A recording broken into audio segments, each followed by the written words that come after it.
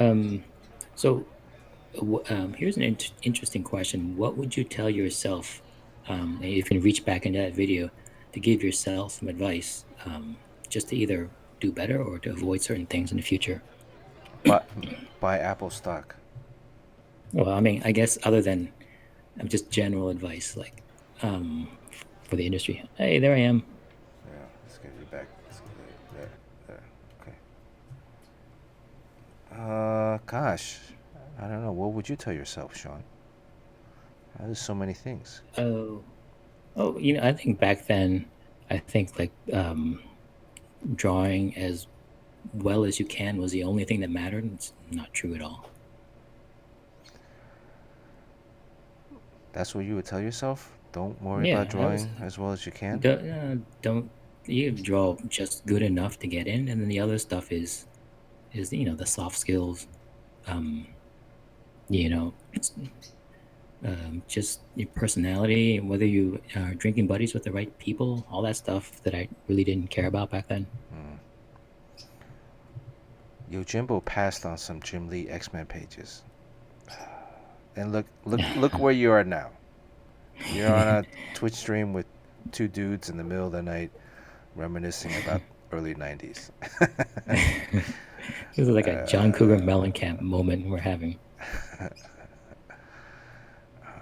I think maybe I would tell myself create some more characters, get some creator rights. Back then, it wasn't that important, although it was becoming important in terms of the industry. I think my naivete. Oh, maybe get ownership of Dr. Mirage in writing. Yes, yes. Like so those things, like Dr. Mirage, those characters, other characters along the way, maybe made more of an effort to create more characters, take more ownership in the work. The guys at Image was beginning. They had just started trekking down that path. I mean, there were other independent comics prior to them too, but the Image guys really opened the door, opened the bank vaults per se. But at the time, I was young. Started when I was 20. John Paul yesterday. John Paul broke into when he was 19. He did his RoboCop thing when he was 19. Um, but yeah. Um, so back then I was thinking about, oh man, we're a company guy. I'm gonna be a company guy. These guys, this company showed me loyalty in hiring me, and I'm going to repay them with loyalty, and be a good soldier, right? Quote unquote, be a good soldier. And I mean, there's value in that. There's extreme value in that if you're the employer. um, but at the same time, I think I should have maybe placed more value in myself. Um, So you co-created Dr. Mirage, right? I would I would consider that I co-created them. Um, the story again was I'm still drawing the Archer and Armstrong first issue. Before I finished the first issue, and the first issue took about 2 months because I'd come in, I'd do layouts, I'd come in, show them to Bob. Uh, Bob would approve them, or we'd go over them, and then I'd go back to my dorm room and finish penciling them, and then work on the next set of pages, and then again bring it back the next week. Um, go over them, and so on. And halfway through, because I guess I had maintained a schedule. I hit, you know, every week I'd bring in new stuff, um, which to me was like, I mean, that was the assignment, right? So I'm just gonna bring in new stuff. I guess he was waiting for me to not to bring in stuff or to disappear. Um, but halfway through, he was like, "Hey, we're gonna launch a new book. Um, we're gonna be expanding the line." First of all, back then, how many books did they have when you started writing the Future Force? Wasn't it like 11 or something? Or No, I think they had like 6 or 8, and they were gonna jump to like okay. 12, 12, Yeah, they were right? trying to expand Yeah, fast. so they had like six books, and they would maybe jump to like 10 or 12. And so Bob was like, "Hey man, we're gonna launch a new book, and I want you to be the artist on the new book." So I was already floored, 20 years old, going to school full time. playing basketball on the team. So there's really not a lot of free time to do anything else, anyways. So, but I said to him, Bob, I'll draw this book if on one contingency. If you make the lead character an Asian American male, and Asian American Wow. male that wasn't like a kung fu dude, but was You're more like maybe more a lover than a fighter. way ahead of your time. I mean, that stuff, those conversations are going on now, like within the past couple years, particularly this year. Yeah, yeah. So those, especially last couple of years. So now this year too. So, but I was 20. I was like, I had big balls back then. um, they hadn't dropped yet, but I had big balls. So, um, I went back to my dorm after that meeting, and I was like, oh man, what did I do? Did I just destroy my career, making all these demands? I haven't even finished my first issue yet. Nothing's come out yet. Um, I don't think they haven't offered us the contract yet, the exclusive deal. Um, but then the next week came by. I went back again to drop off artwork. Um, Back then, that first year, because I was still in school, I wouldn't really work inside the office, right? I just stop by, maybe hang out a little bit, but then I'd go back because I'd have basketball practice, or I'd had homework. Um, and the next week when I came by, Bob was like, "All right, you got your book. Um, we haven't figured it out yet, but you got your book. We're gonna create this new character." And the pitch too was that, Bob, I can help forge this character, based off of my own personal history, my own personal background. I said, I know you guys have, at the time, Valiant had a lot of Asian characters already, more so than Marvel or DC, in very prominent roles. But they were mostly Japanese, right? They had Rai already in the future. They had Bloodshot was just about to come out. Um, Bloodshot was an Italian mobster, but infused by this nanite technology built by the Harada Corporation, which is a Japanese corporation. Um, and who else did they have? I think they had a couple other characters too that were like Asian American, or mostly Asians, but mostly Japanese. So I said, well, Chinese is different than Japanese, um, and this would be more of like a Asian American character, and I could help,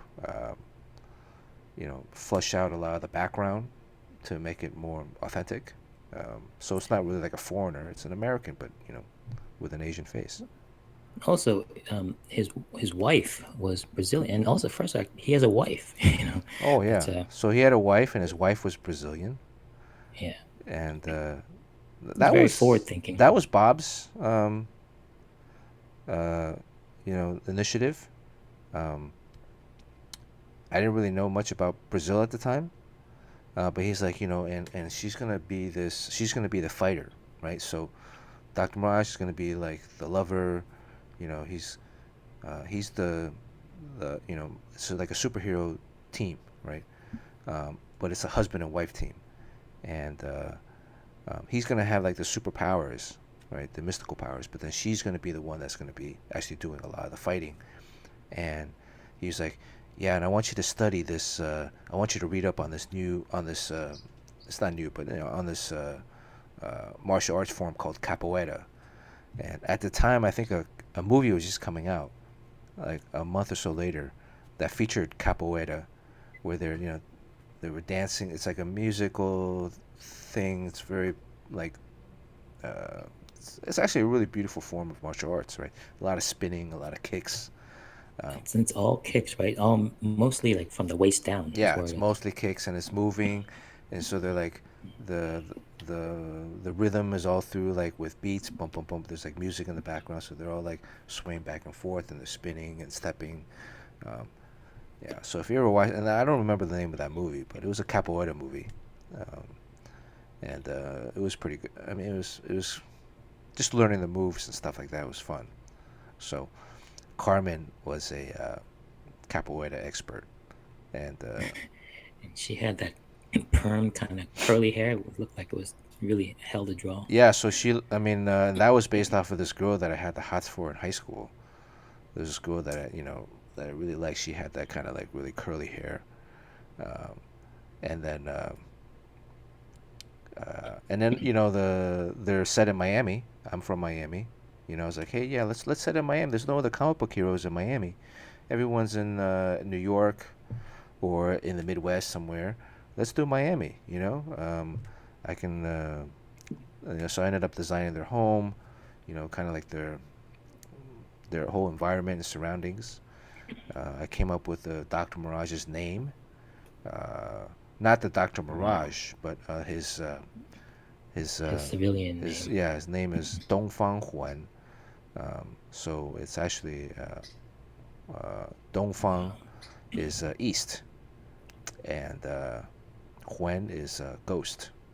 So um, his name is like foretells that he's going to have this. The east is when the sun rises, right? So the beginning of the new day, and then but he's also like a ghost, like ethereal. So ethereal.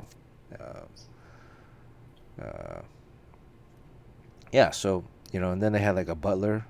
Um, Well, I remember one really cool thing about it. Like superheroes have to wear like a cool graphic costume, and you came up, or was someone came up with a good excuse for him having a costume, and it was that he died in a skiing accident or something like that. So that ski outfit, that cool looking ski outfit, which looks like a superhero outfit, is on him permanently. yeah, they had actually. I think Bob came up with that.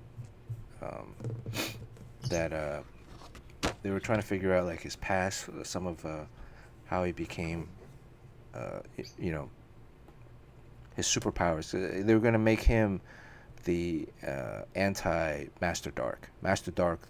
Bob really liked the character, the bad guy, and he's a necromancer. So he developed his power derived from death. Right, when someone dies, their soul, their spirit gets absorbed by Master Dark, and he gains powers. And Master Dark had a big role in Shadow Man, um, that book, and so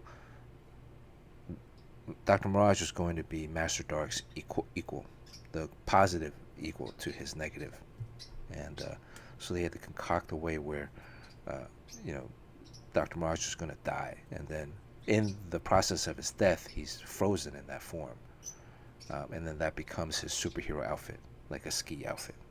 Right?